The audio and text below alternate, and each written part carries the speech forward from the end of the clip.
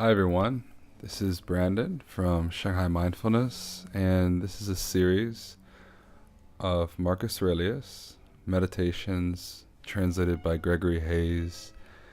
I'm by no means a professional audio person, but I am a lover of Stoicism, and I will attempt to read the entire book for you, with some interesting videos in the background and some music. So let's begin. This is the beginning on Book 1, Debts and Lessons. Number 1.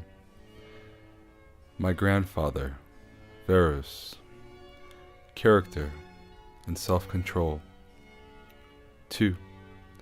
My father, from my own memories and his reputation, integrity and manliness. 3.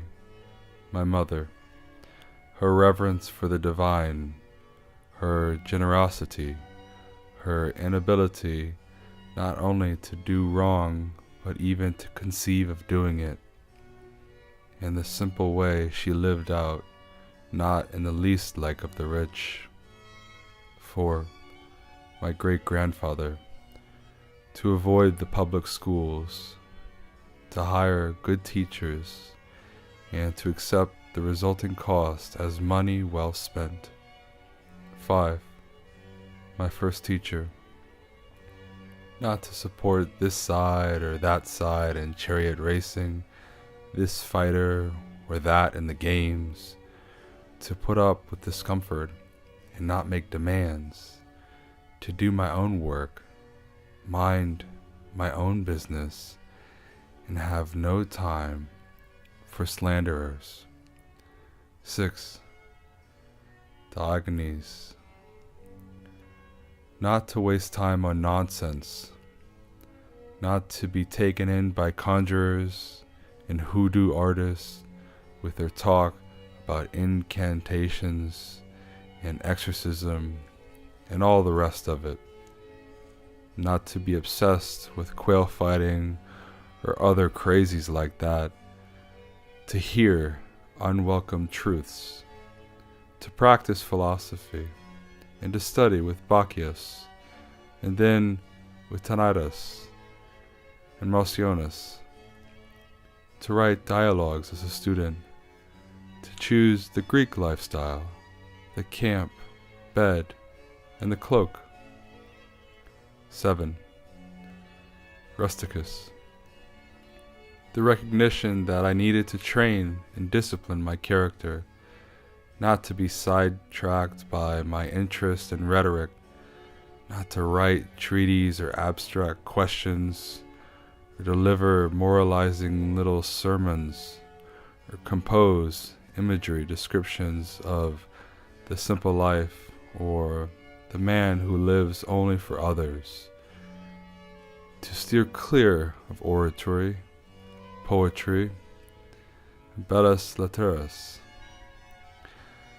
not to dress up just to stroll around the house or things like that, to write straightforward letters, like the ones he sent my mother from Sicina, and to behave in a conciliatory way when people who have angered or annoyed us want to make up, to read attentively, not to be satisfied with just getting the gist of it, and not to fall for every smooth talker, and for introducing me to Epictetus' lectures and loaning me his own copy. 8. Apollonius, independence and unvarying reliability, and to pay attention to nothing, no matter how fleeting, except the logos, and to be the same in all circumstances, intense pain, the loss of a child, chronic illness, and to see clearly from his example that a man can show both strength and flexibility. His patience in teaching, and to have seen someone who clearly viewed his expertise and ability as a teacher as the humblest of virtues, and to have learned how to accept favors from friends without losing your self-respect or appearing ungrateful. 9. Sextus. Kindness. An example of fatherly authority in the home. What it means to live as nature requires. Gravity without airs. To show intuitive sympathy for friends. Tolerance to amateurs and sloppy thinkers.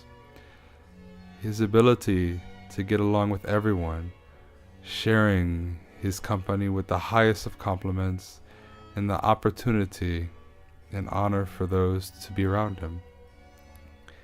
To investigate and analyze and understand the logic, the principles we ought to live by. Not to display anger or other emotions, to be free from passion and yet full of love, to praise without bombast, to display expertise without pretension. 10. The literary critic Alexander. Not to be constantly correcting people, and in a particular not to jump on them whatever they make an error of usage or grammatical mistake or mispronounce something, but just their question or add another example or debate the issue itself, not their phrasing, or make other contributions to the discussion and insert the right expression unobtrusively. 11. Fronto. To recognize the malice, cunning, and hypocrisy the power produces, and the peculiar ruthlessness often shown by people from good families. 12. Alexander the Platonist. Not to be constantly telling people or writing to them that I'm too busy unless I really am. Similarly, not to be always ducking my responsibilities to the people around me because of pressing business. 13. Catullus. Not to shrug off a friend's resentment, even unjustified resentment, but to try to put things right, to show your teachers ungrudging respect, the Damitus and Athenaeus story, and your children unfringed love. 14. My brother, Severus. To love my family, the truth, justice. It was through him that I encountered Theresa, Helvidius, Cato, Dion, and Brutus, and conceived of a society of equal laws governed by equality of status and speech, and of rulers who respect the liberty of their subjects above all else. And from him as well, to be steady and consistent in valuing philosophy, and to help others, and be eager to share, not to be a pessimist, and never to doubt your friend's affection for you, and that when people incurred his disapproval, they always knew it, and that his friends never had to speculate about his attitude to anything. It was always clear. 15. Maximus. Self-control and resistance to distractions. Optimism in adversity, especially illness. A personality in balance, dignity and grace together. Doing your job without whining. Other people's certainty that what he said was what he thought, and what he did was done without malice, never taken back, without pretension, neither rash nor hesitant or bewildered at a loss, not obsequious but not aggressive or paranoid either. Generosity, charity, honesty, the sense he gave of staying on the path rather than being kept on it, that no one could have ever felt patronized by him or in a position to patronize him. A sense of humor. This is page 9 of Debts and Lessons from Marcus Aurelius Meditations, translated by Gregory Hays. I hope you'd enjoyed this. I apologize for any mispronunciation of the names.